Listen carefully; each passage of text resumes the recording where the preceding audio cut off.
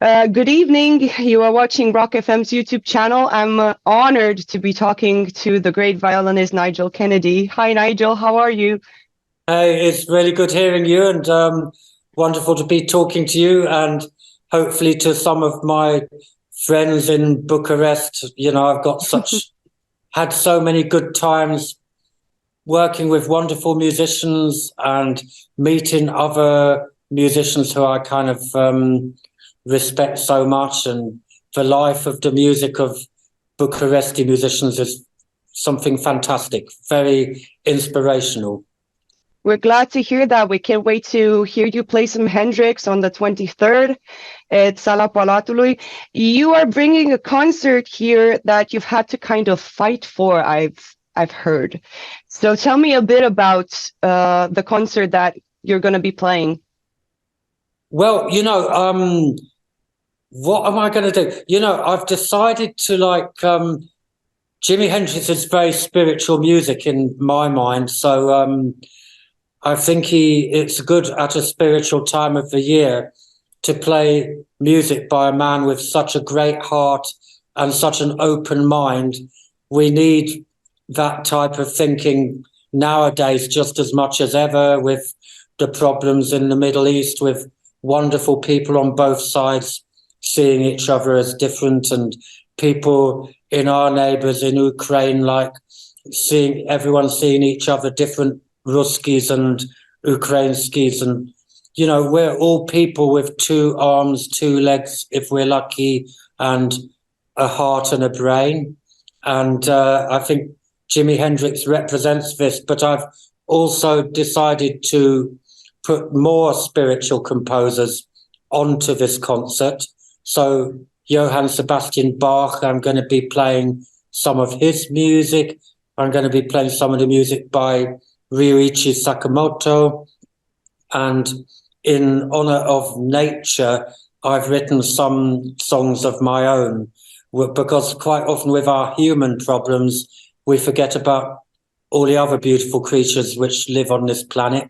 And so I'm going to make some music like in honor of not even just creatures, but flora, you know, trees, the beauty, what grows in spring, which we'll get in a couple of months. We'll be there 2-3 months, you know, so let's hope this winter has mercy. Yeah, let's hope so. And also I've decided to put on some music just from the Christmas time. So I've got some Highlander music from Poland, Christmas carols. I've got one or two from other areas of the world. And so I'm thinking there could be a nice little segment of the concert which will represent this special time of the year that we all love so much. So it is indeed going to be a spiritual experience in the whole sense of the word. Well, I mean, it's difficult for me to talk about what I can achieve, but I'm hoping that the spiritual connection between all of us will be something we can be reminded of in the concert, you know. Talking about spiritual connections, I want to talk a little bit about Jimi Hendrix. You've discovered your passion for Hendrix's music back when you were still a student. I wonder what it was like, that first instant feeling, that first click when you first heard Hendrix. How did that feel like, if you remember? Well, it was very similar to when I first heard Led Zeppelin, or when I first heard Beethoven, or I first heard Bach, or the time when I was even just 6 years old and I went to a concert where Yehudi Menuhin was playing, and I recognized this kind of radiant spirit which was embracing everything. And all of these people have it. You know, Jimi Hendrix, the work of Zeppelin together, the work of Yehudi Menuhin, of Bach, of Beethoven. You know, it requires a certain amount of courage to be vulnerable enough to show your spirit. You know, we've got all these defense mechanisms which hide the spirit and hide the soul, but really music is about opening the door to the soul. And something when Jimmy, I only heard it on recordings, but I just thought, wow, you know, I've been listening to previously to Mahavishnu Orchestra and some of the jazz rock stuff, because I came into music completely the opposite direction. Well, yeah, opposite direction to most teenagers, because most teenagers were into, like, in my day, they were into the Kinks or like Traffic or, you know, rock stuff. And then they'd gradually get towards jazz through Jimi Hendrix. I was into jazz and I was playing with Stefan Grappelli and loving, you know, the kind of various aspects of American jazz and Romani jazz. And like then I started listening to electric, and Jean-Luc Ponty, he took me into jazz rock, and then my ears were ready for Jimi Hendrix. And I just thought, man, you know, I might have to say a word which you're not like. I felt actually, motherfucker. That's what I thought. Like, you know, when Jimmy was playing, I thought, phew, he's left the technique behind. He's such a wonderful guitar player, such an original songwriter that we were not even thinking about technique. It surpassed technique. And for me, it was this warm feeling in the heart. It was feeling that I was hearing music for the first time, which a great master can help you feel like that. You know, music is a very common language and sometimes we take it for granted. But no, there's something fresh. There's this kind of electricity in music. There's the germ of consciousness in music. And like Jimmy reminded me, hey, this is fresh. Every performance should be a fresh one, not what happened yesterday, not what's going to happen tomorrow, but today.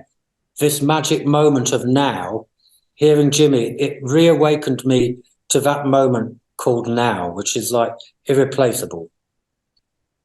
You've stated in a past interview that in a way you wanted to play a violin like Hendrix played his guitar, with the same intensity and freedom. Did you manage to channel your inner Hendrix? Well, you know, I feel I'm on the channeling, and, you know, channeling, you know, whether it's inner Bach, inner Hendrix, inner Santana was another cat that I was very much influenced by. You know, it's a matter of feeling in that spot, in the moment where all of the things are connected, you know, so you've got your heart, you've got your consciousness, your technique hopefully is not even noticed, because like it's real channeling. I think music, that's what it's all about, whether it's Jimi Hendrix or not. But I think with Jimmy, it was amazing how he found the new ways of tuning the guitar, the ways that he was so humble towards other people, but he had so much energy, like an inner flame which could not be extinguished. There was this generosity in his music, which was second to none, in my opinion. But with me, when I'm playing Hendrix, because he was so open, a song like Little Wing, right, I'll hear that as a Celtic melody because I've got Irish background. And I think Jimmy was open-minded enough that he was embracing all elements of music. He wasn't just rock and roll. He wasn't jazz fusion. He wasn't like folk music. He wasn't this and that. He was everything together, but with a broad enough mind. So with Little Wing, I'll take it into a Celtic way. With Hey Joe, which obviously is not by him, but he did the most famous version of it. Like I'll take it much more rock and roll. Like in Purple Haze, for instance, I'll take it to trance rock kind of area. You know, yeah, there's quite a lot of trancey element. Like the Third Stone from the Sun. You know, this is very open. This is phenomenally open, and like he was limited by the 3.5-4 minute protocol of the vinyl single. But I think when we're playing his music now, we're not limited by that. So it could easily be that Third Stone from the Sun is this phenomenal adventure which can last for 15 minutes. There's one song called in 1983, A Merman I Should Turn to Be. I've done that song on one occasion, it lasted 1 hour, 30 minutes, and so there's no limitation. I'm not going to bore the audience with 1 hour, 30 minutes of one song. Don't worry. Don't be nervous, man. I'm going to be merciful. Yeah.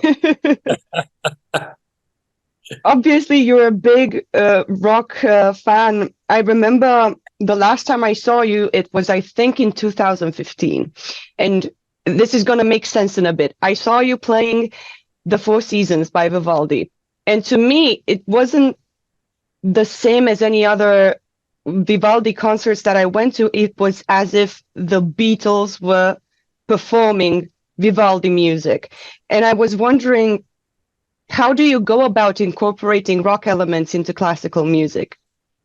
Well, I think it's gone full circle with the way you heard it and the way I've thought of it in the first place. Because why I got attracted to that is Four Seasons, for instance.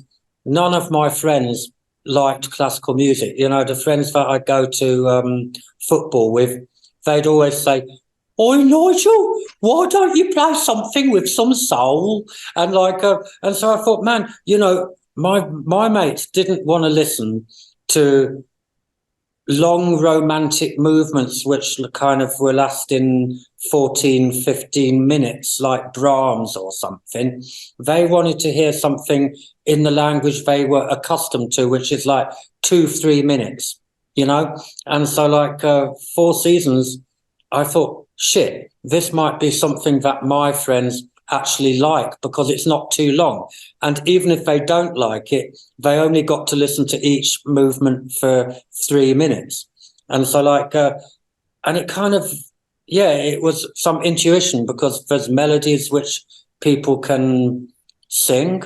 When I go to the football, the rest of the Villa fans, when I'm walking down the street, they'll go do do do do do do do do do do, and they'll be taking the piss out of me, And so so it's quite cool. I like that, that the music reached a lot of people.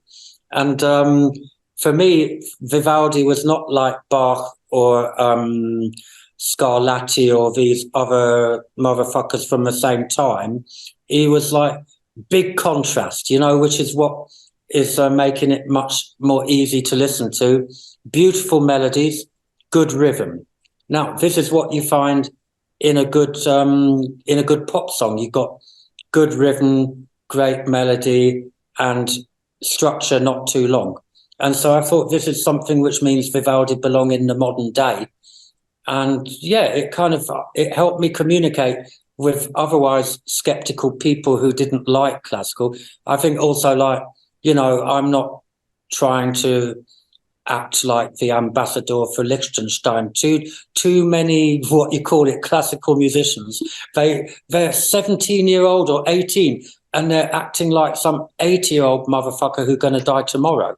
And I've never been like that. I mean, even now, there's probably some 18-year-olds out there starting their classical career who behave as if they're much older than I am. And that's kind of something wrong with classical society, I think, in that respect. Very self-conscious, everybody possibly having to look the same.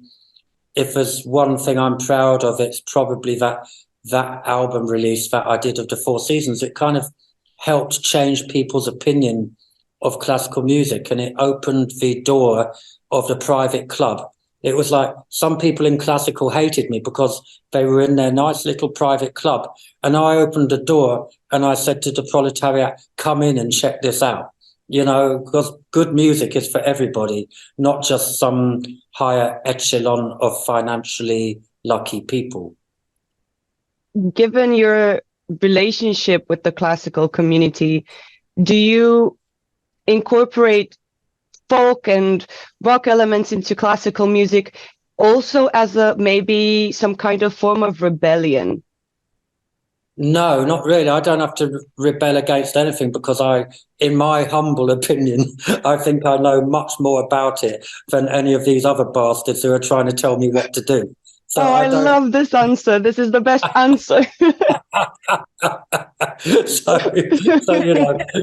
And if there's folk music in Bach, it's because he put it in there. Bach was working off folk stuff, you know, like this, like, you know, that type of, it sounds like a folk melody, you know, because he was listening to it. Same with Vivaldi, you know, it's like, I like to find stuff in music which is already there because, you know, I really admire these composers. I love these cats who wrote the shit in the early days, you know, like, and we wouldn't remember it now unless they were really good, right? Unless there was something really valuable in their music, it would have been forgotten. Like, you know, Beethoven, there was this horrible composer called Spohr who was alive at the same time.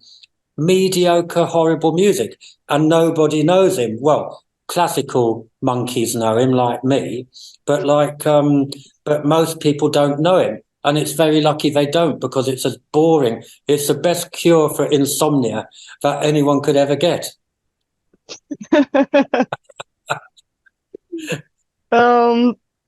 Yeah, you talked about this at some point, but in another context. I hope I'm not pushing my luck. 2 years ago, you've had some discussions about a Hendrix concert. You basically, back then you talked about something you called musical segregation. Oh, yeah, I know what you're referring to, you know, and I found it very strange that an orchestra of primarily Afro-Caribbean and also people of other colours, like from India and stuff, were being so prejudiced against Jimi Hendrix and saying it was bad for their reputation to play his music in the Albert Hall. And ironically, they wanted me to play the Four Seasons, and the way I play Little Wing is much more classical, like Vaughan Williams or something, and folk music, than the way I play Four Seasons, which is very rock and roll. So there were people being ignorant from every angle, you know. I mean, I suppose if you're going to be ignorant, then you might as well be comprehensively ignorant in every way, because then you can live in some kind of nirvana where you don't know what's happening. But yeah, it was a very strange kind of form of racism from, you know, I don't expect a black guy to understand Hendrix better than a white guy, but it did seem to me that one of the most important composers from the 20th century who happened to be black, although he was of no race because he was embracing everything in his music, it seemed to me very strange that any musician could be prejudiced against him. And this kind of inverse prejudice, it's kind of bigoted, you know. I just thought it was a strange conversation to be involved in. Yeah, I was wondering if in these 2 years that have passed, have you proved the point? Have you managed to prove the point that regardless of the genre, be it rock, jazz, classical, funk, you name it, music should be celebrated equally? Yeah, I think like good and bad, you know, like I think Leonard Bernstein said like about 50 years ago, there's two types of music, good and bad. And I think Duke Ellington said the same. And I'm sure that most of the great musicians, whether it be Pharrell Williams or like Khruangbin, you know, like these great bands of today, Alex Spear, the guitar player from there, he would just think, yeah, there's good and bad, and our job is to try and find the good in everything. Otherwise, we're working from some kind of negative ideology. You know, we need to try and find the good in everything, find the good in each other. All of this war, which is happening all over the planet, when I was like 15 or 16, I could not imagine that after the years which have passed, we would have made no progress whatsoever. And if you cannot be open-minded with music and be unprejudiced in music, then how can we be unprejudiced as people towards each other? And that's really important, like demonstration that it doesn't matter which, you know, we've had some horrible politician in England, whose name I've been trying to forget, but I think her name is Suella Braverman or something. And she's from, her grandparents came to England from Pakistan, and she's now trying to stop Pakistani people and people from other parts of the world coming into England. So you get, with prejudice, there also comes hypocrisy, because in fact we're all the same. You know, the picture's not good enough here for me to see you, but you know, you've probably got different colour eyes than I have. Does that mean we can't say hello? You know, so it's like kind of, I don't understand it. And in music, it's completely a higher art form, whether it's in rock and roll, funk, jazz, folk. You know, there's cultivated, beautiful and strong, energetic forms of music in every genre. And if we cannot be open to each other, it doesn't give us a lot of hope for problems with Ukraine or problems with Palestinians and Israeli, you know, like how, or in Sudan. You know, it doesn't give us much hope. In my bands, I've always had people all of different backgrounds, and there's never been any question about it. You know, like Yehudi Mental School, we were 7, I was sharing room with Indian guy who saw snow for the first time in fucking England, you know, and so, and, you know, Singapore, Chinese cats, like, there's never been any question of being prejudiced. Like, if some guy was a fat fucker, sometimes we'd call him a fat fucker. And that was as far as the prejudice went, probably because we were jealous that he had more pies, you know. That's wonderful. I'm glad that you mentioned your band and lack of prejudice and friendship, because to me, one of the most fascinating things you do on stage is you conduct the orchestra yourself using sounds and facial expressions, and everybody is so alive and happy to be there, and everybody understands what they have to do, and they live in the moment. It's a whole other experience than like a traditional classic concert. Oh, well, thank you. You know, I think I learned it from jazz, you know, because in jazz, you cannot play without listening. And so I try and enjoy these moments with my colleagues, because if I'm enjoying the moment only myself and not everybody else, it's like I'm in a phone box with no phone and there's no communication with anybody. And I love seeing the smile on the orchestra's faces and the reactions, and to be proactive. That if you sit in an orchestra, it does not mean you cannot be proactive. You know, like quite often the cello section for me is very important, because they've got a lower frequency than me, and we can make juxtaposition of what they've got and what I've got, and we both bounce off each other. And the same with every player in the orchestra. Every player in any orchestra, they've studied music for like as long as I have. They've been dedicated. They've been practicing every day. Otherwise, they could not be in the orchestra, right? And they're working so hard since they were children. We have a similar life experience. And so to keep that live inspiration, you know, we all started when we were like, I don't know, 6-year-old, 7-year-old. Why did we start? Because we loved music, and there was something magic in music. And what we do not want is that it become a job and that it's repetitive. We want every moment to be fresh and to remember, why did we start playing music? Not all of the reasons why we might stop playing music. We want to remember the reasons why we started, yeah? And how do you go about it?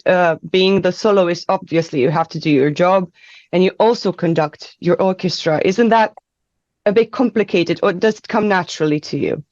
Well, I find it more simple, because, you know, if we've got to look at some monkey doing semaphore, that makes it complicated, because then I have to, like, what you call it, communicate with the conductor, who then communicates with the orchestra, which is a bit like a bad phone line with an echo, you know? And so it's like kind of much more direct if I just communicate what I want with the players directly. It's kind of it also helps us be on the same level, you know, not that I'm asking or telling a conductor what to do, who then tells the orchestra what to do. Mm-hmm. It's more like but I get a call and response with the orchestra, so they can respond and then they can play something to me, which then makes me respond, and so it's like a conversation. Lastly, because we don't have much time left, any words for the Romanian public in regards to the Hendrix experience we will be enjoying on the 23rd of December at Sala Palatului? Could you ask me one more time, because of bad line? Sorry. I talk about the shit phone, and then like I can't. It's psychosomatic. What do you say? I was wondering if you have a message for the Romanian public that's going to be present at the Hendrix concert on the 23rd at Sala Palatului.